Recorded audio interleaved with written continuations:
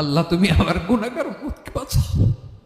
এই দুনিয়ার বুকে রব্বুল আলামিন সব নবীকে একটা করে দাওয়া মুস্তাজাবা দিয়েছেন, মানে যে দোয়া করলে কবুল হয়ে যায় সাথে সাথেই।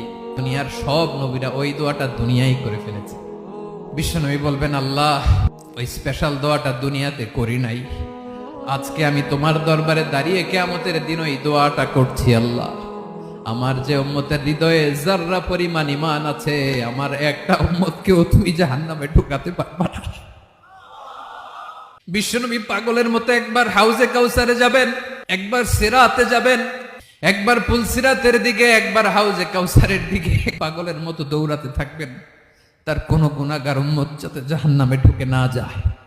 উম্মতি বিশ্বনবী আমার জন্য কাঁদবেন, আপনার জন্য কাঁদবেন, আমাদের জন্য সেদিন কেঁদে কেঁদে জাহান্নামের দরজায় দাঁড়িয়ে আমাদেরকে টেনে টেনে জান্নাতে ঢুকাবেন।